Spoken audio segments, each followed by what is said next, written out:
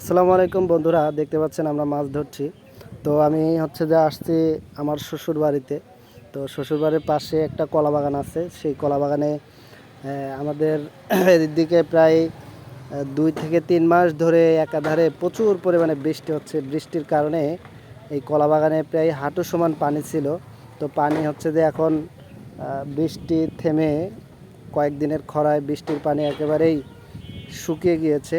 তো এই অতিবৃষ্টি হওয়ার কারণে এখানে মাছ জন্মেছে। দেশি যে ছোট ছোট মাছগুলো আছে, পুঁটি মাছ, তারপর হচ্ছে টাকি মাছ, আবার ট্যাংরা মাছ, এই মাছগুলো হয়েছে। তো আমি দেখলাম যে প্রচুর মাছ কিন্তু এখানে দেখা যাচ্ছে। তারপর লোভ আর না সামলাতে পেরে নেমে গেলাম। তো আমার মাছ ধরা দেখে আমার জামাইও এসে দেখছে যে আমি মাছ ধরছি। তো জামাইও আমার সাথে হেল্প করলো। তো এরকম আসলে আমাদের স্মৃতিতে আছে যে আমরা শৈশবকালে বিগত বছর যখন এরকম মোটা বর্ষা হয়, অনেক দিন ধরে পানি হয়, তখন কিন্তু আমাদের অনেকেই এরকম মাছ ধরে থাকি। এটা আসলে খুবই আনন্দঘন একটা মুহূর্ত। একেবারেই আসলে বলে বোঝানোর মতো না।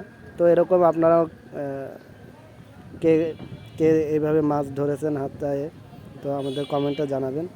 তো দেখতে পাচ্ছেন যে আমাদের মাছ ধরা প্রায় শেষ। তো কি পরিমাণে মাছ পেয়েছি, মাশাআল্লাহ, আলহামদুলিল্লাহ।